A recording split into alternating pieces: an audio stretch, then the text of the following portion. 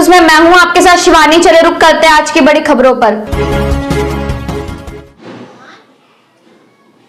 आदाब सलाम, आप देख रहे हैं भागलपुर सुपरफास्ट न्यूज़ सच का आईना। बिहार में दूसरे चरण का नगर निगम की चुनाव चरम पे है और 28 तारीख को वोटिंग होना है। यहाँ पे किस तरह से प्रत्याशी अपने अपने क्षेत्र में जा रहे हैं और मैं आज उप महापौर के प्रत्याशी जो कि डॉक्टर सलाउद्दीन एहसान साहब के आवास में मौजूद हूँ और मैं उनसे राय जानना चाह रहा हूँ। उनसे मैं कुछ बातें जानूंगा कि स्मार्ट सिटी भागलपुर कई वर्षों से बनना चाह रहा था, लेकिन कहाँ पे वादित हुआ। तो सबसे पहले सर, भागलपुर सुपरफास्ट न्यूज़ में आपका इस्तकबाल है, मुबारक। शुक्रिया आपका कि आप हमारे गरीब खाने पर आए और हमारी बात को जानने की कोशिश की, तो हम आपका आभारी हैं। तो सर, पहला सवाल है, आप एक समाज सेवी, कई मुद्दत से, कई शिक्षा से जुड़े रहे, शिक्षा जगत से आप जुड़े रहे सर, लेकिन क्या लगा कि जबकि आप समाज से जुड़े हुए थे ही, कहीं कोई दिक्कत भी नहीं था, लेकिन क्या लगा कि आपको राजनीति में आना ही ज़रूरी है?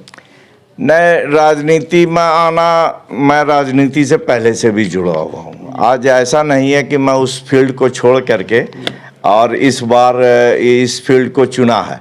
हमारा रुचि रहा और जब तक आप राजनीति से नहीं जुड़िएगा तो बहुत सारी काम जो बाधाएं पड़ती हैं वो कुछ सरल हो जाती है और आपकी बात ऊपर तक पहुंच सकती है। इसलिए मैंने राजनीति को चुना। अब रहा कि मैं उप मेयर का क्यों उम्मीदवार रहा। मैं मेयर का उम्मीदवार होता, लेकिन महिला का सीट है तो उसके लिए महिला शक्ति वाली हैं, चलिए उनको मुबारक हो। तो हम लगा कि मैं डिप्टी मेयर का उम्मीदवारी पेश करूं।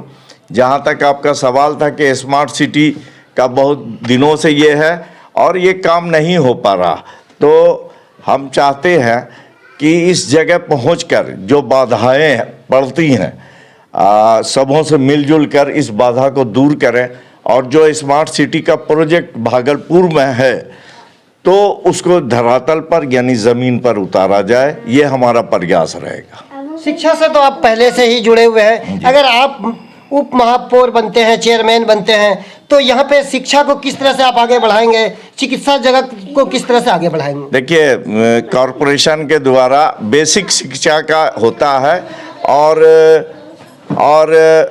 इसमें स्वास्थ्य भी है और शिक्षा भी है।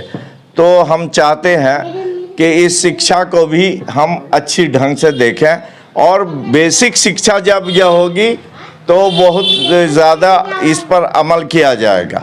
ठीक है, तो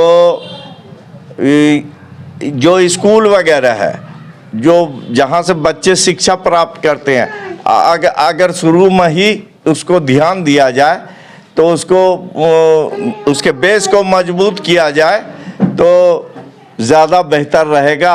तो हम इस पर ज़रूर ध्यान देंगे, इसलिए कि मैं शिक्षा से जुड़ा हुआ से हम लोग कई दिनों से घूम रहे हैं। आखिर आपने क्या गुल खिलाए जो कि आप सबसे आगे चल रहे हैं कैंपेनिंग में? जब देख रहे हैं जहाँ जा रहे हैं डॉक्टर सलाउद्दीन एहसान साहब, आखिर आपने क्या गुल खिला दिए जनता के बीच? आप क्या दिखाए जो कि इस शिक्षा जगत लगता है कि जो आप काम किए हैं वो आज काम आने वाला है? देखिए, मैं इस शहर में पैदा हुआ, यहीं शिक्षा प्राप्त की और यहीं से हम रिसर्च PhD का काम किया और इस शहर से मेरा मोहब्बत, जहाँ पैदा लोग होता है उससे मोहब्बत ज़्यादा होती है। और जब मैं कभी टूर पर बाहर भी जाता हूँ, मैं अपने दिल की बात बता रहा हूँ कि लगता है जैसे काम ख़त्म होता था तो अपने शहर पहुँचूँ, ये मेरा दिल का भावना होता था। और जितने भी पर्व त्यौहार हैं, चाहे वह काली पूजा हो, दुर्गा पूजा हो, मुहर्रम हो, उसमें अपनी भागीदारी को ज़रूर रखता था कि इस शहर में अमन चैन माहौल बना रहे। अगर वो बाधित होता है तो सारा चीज़ बाधित होता जाएगा, मार्केट बंद हो जाएगा, देहात से लोग मार्केटिंग करने नहीं आएंगे, बच्चे शिक्षा सही से प्राप्त नहीं कर पाएंगे। तो पहला उद्देश्य मेरा जो है कि अमन और शांति रहे, जब घर से लोग निकले तो ज़हन उसका सुकून से रहे। तो इस पर मेरा फोकस हमेशा रहा और आगे भी हमेशा रहेगा कि मेरा शहर अगर कुछ डिस्टर्ब होगा तो डेवलपमेंट में बहुत सारी बाधाएं आएंगी।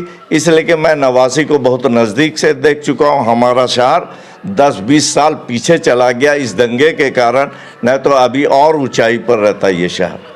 तो सर अंतिम सवाल है आपसे, माननीय मुख्यमंत्री साहब से आपका क्या मांग रहेगा नए साल के लिए? नए साल आने वाले दस्तक दे रहे हैं, कुछ ही दिनों में नए साल अब अनकरीब है। 28 दिसंबर को चुनाव, गिनती के बाद ही लगता है कि नए साल दस्तक दे देंगे। देखिए, यह साल का अंतिम महीना चल रहा और हम सबों पूरे देशवासियों, विशेषकर बिहार भागलपुर के वासियों को मुबारकबाद देता हूँ नए साल की। और ये उम्मीद है, ये कामना करता हूँ कि हम लोग सब भाई मिलजुल कर सारे जाति धर्म भेदभाव से ऊपर उठकर अपने शहर के लिए काम करें।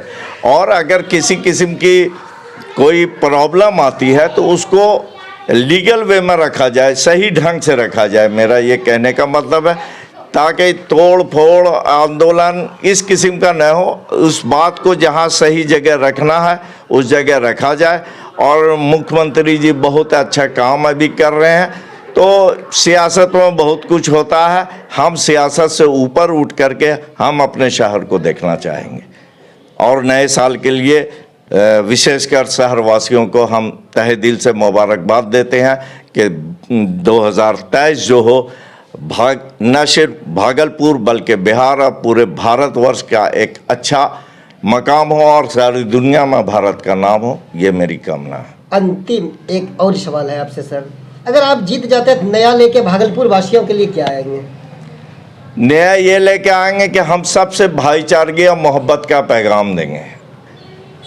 जहाँ भाईचारगी होगी वहाँ सारे काम बहुत आसानी से होते। देखिए, जब दुनिया में जंग हुआ, चाहे वो फर्स्ट वर्ल्ड वार हो, सेकंड वर्ल्ड वार हो, फैसला टेबल पर ही हुआ। जंग से कोई नहीं जीत सका है, मोहब्बत ही से जीता जाता। और हम मोहब्बत से सबों का दिल जीतना चाहते हैं। धन्यवाद। तो कैमरामैन इंजमामुल हक के साथ मैं रशीद आलम, भागलपुर तेतारपुर से महापौर उप महापौर डॉक्टर सलाउद्दीन एहसान साहब से, फानूस से बनके जिसकी हिफाजत हवा करे या समा क्या बुझे जिसे रोशन खुदा करे। तो सबसे पहले सर अस्सलाम वालेकुम।